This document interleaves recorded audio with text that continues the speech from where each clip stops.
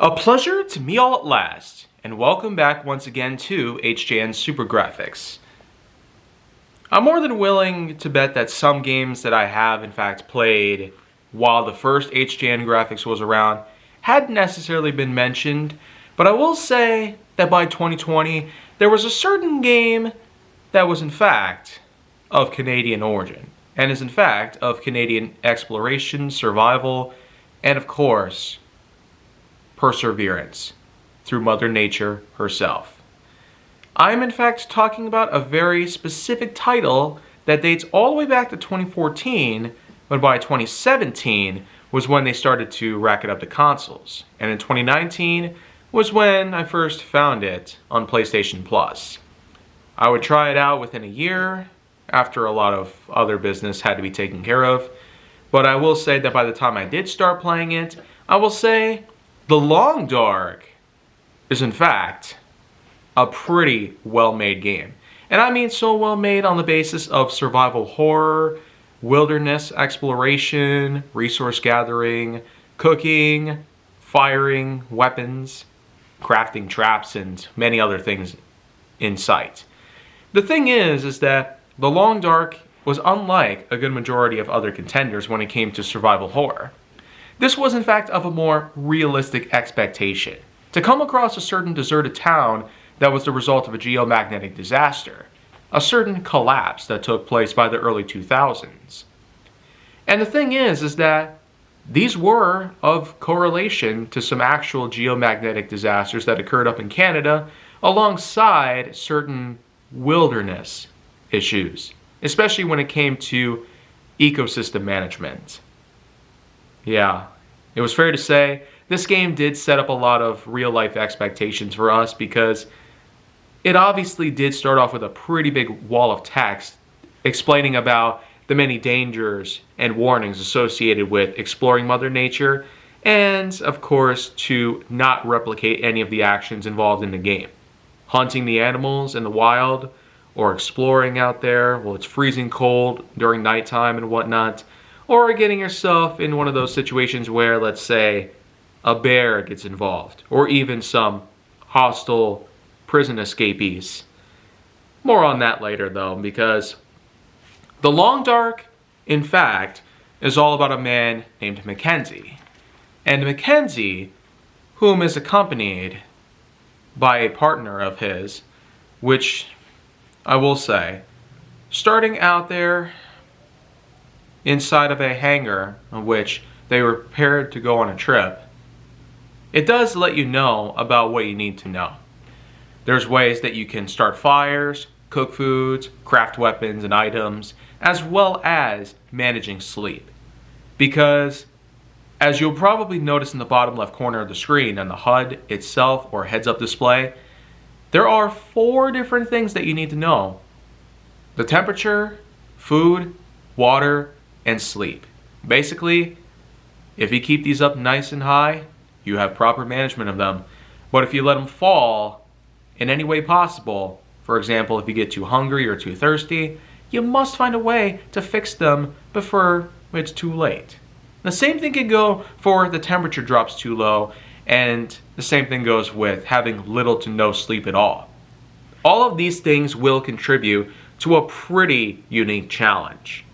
This little thing out there that we know as permadeath seems to be a recurring theme up there in Canada, where it can be a pretty tumultuous and downright dangerous path through life itself.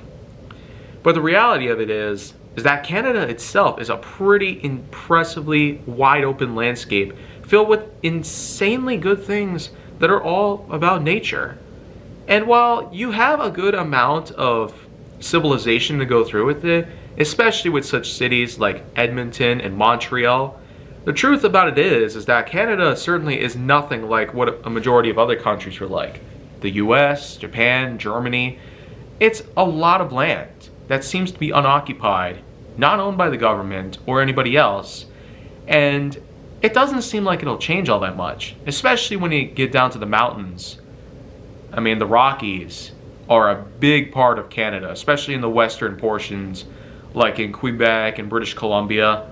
You pretty much get the idea that Canada is full of incredible sights and sounds, but also is pretty vast and wide open with little to no connection with history and the wildlife and civilization as we know about it today. The fact that I'm recording from an actual piece of civilization right now, called a house, speaks to a number of people who might be up there wondering, why is Canada so quiet and nil compared to what a majority of other spots around the world could be like? Lots of big cities, lots of people to see and talk to and even love. Anyways though, I will say, starting off the story well, taking off in the plane, and eventually Mackenzie ends up losing control of it and crashing out into the middle of something known as Great Bear. Yeah, this particular type of landscape is the main basis for where the game takes place. We start off with the first chapter in which that Mackenzie attempts to find his other, but unfortunately doesn't really come up with much of that. It seems to be that she made it a lot farther than he did because he was unconscious for some time. But to tell you the truth, up until this point, we do at least have a good amount of resources to work with because the crash site does at least allow for some things to take place. You can pick up a lot of items here. There's some flares, a flare gun, some food, a can opener, and a variety of other things as well. The thing is, the first person perspective alone does allow for some level of disorientation, while the wide backgrounds and whatnot do at least help to give you a feel that you have a lot to work with. In any case though, 12 regions happen to make up the likes of Great Bear entirely.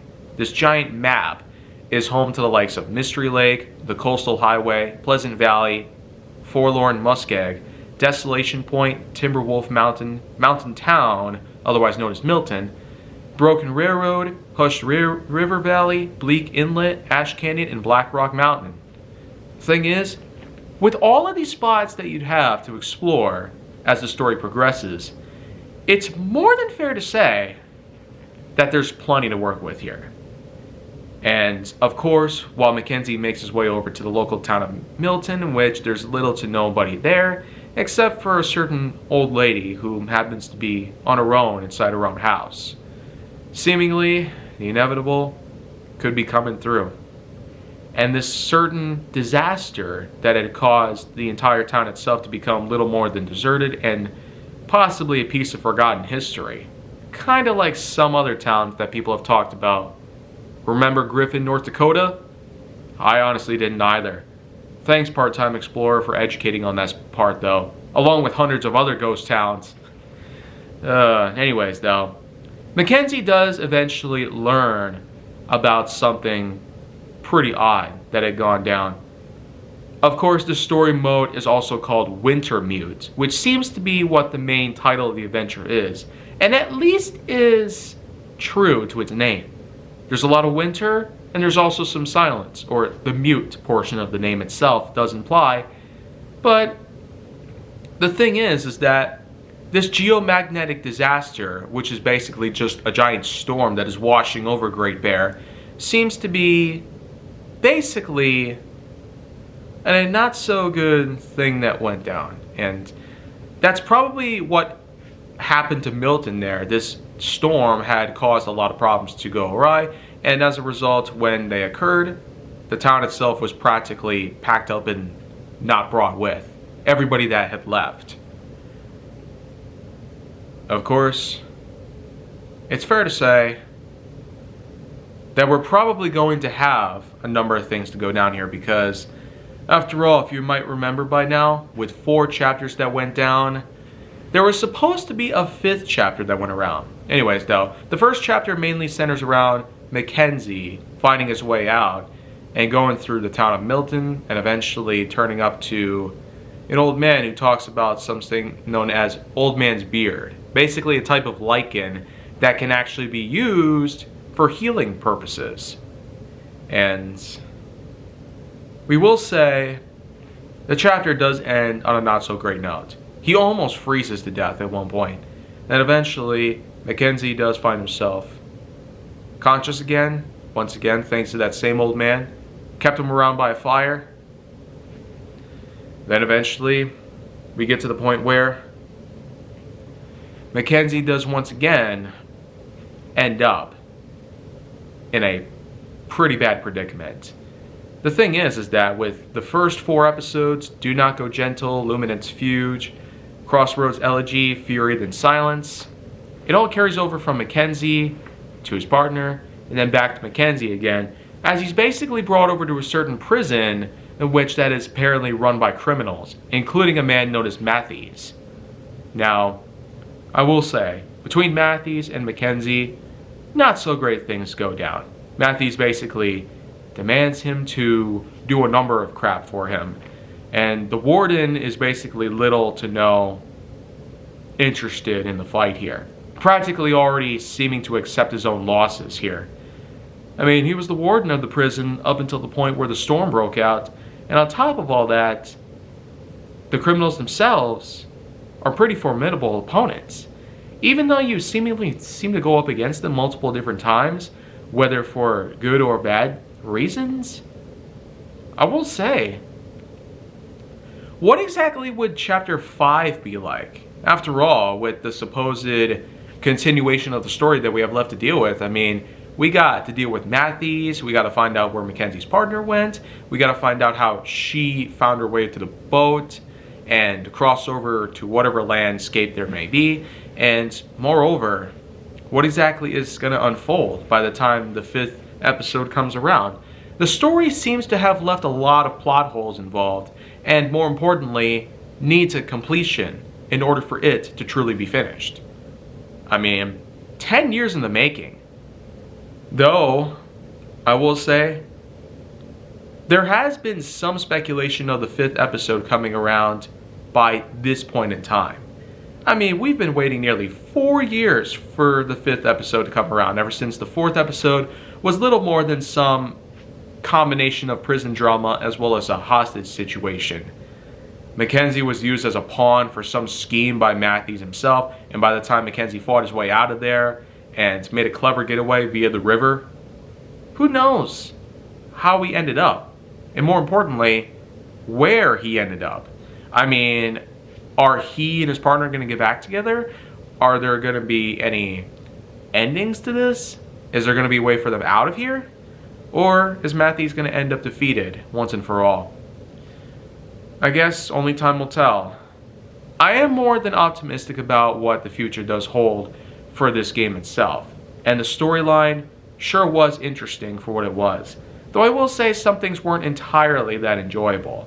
Some dialogue happens to be really long, especially in the 4th episode.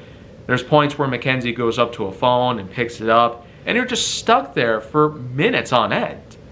And on top of all that, with how the story has evolved from a crash to a visiting of a local town, learning of some certain unexplained phenomenons, to eventually learning that there is some sort of outbreak in a prison, and eventually our own main character gets captured and used as a pawn.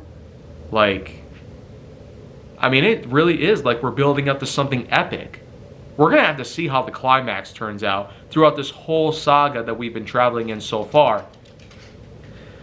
But again, we'll just have to see how that goes down.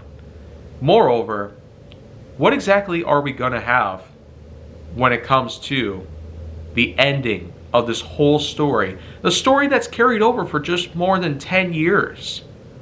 I mean, when you think about it, this ain't the only thing that's got a good 10-year gap. Remember the Zombieland films? 10 years between both films.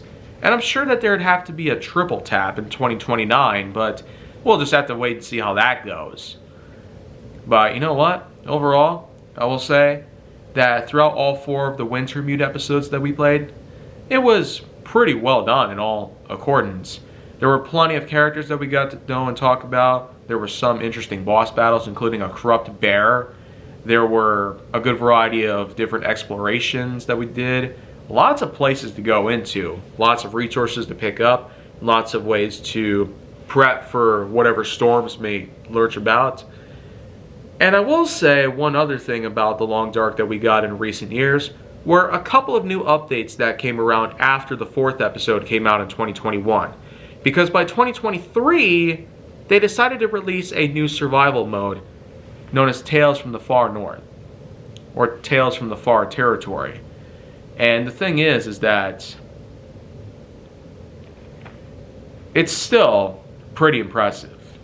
I mean, it's probably the best survival mode we could possibly get of this game itself. There was regular survival mode, which I will say didn't quite end all too well, unfortunately. But in the end, I'm positive that we could actually have ourselves a good chance to potentially make it through even some bigger circumstances in mind. It's at least a good way to keep us occupied for the upcoming 5th chapter. And you know what? Because of those announcements that were made last year, it's very possible that, much like with all the talk about Dark Pictures Directive 8020, we're finally going to get the 5th and final chapter for the likes of the Long Dark Wintermute story. And I'm rather excited. This year seems to be the true light at the end of a certain tunnel that a number of things that have been delayed for a while seem to finally become a reality. But yet, it's still January.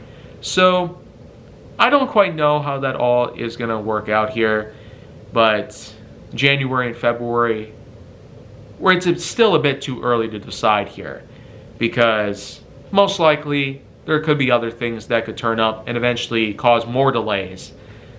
Well, we'll just have to wait and see how it all unfolds here. So overall, my scoring for The Long Dark is going to be at a good 7.9 out of 10.1.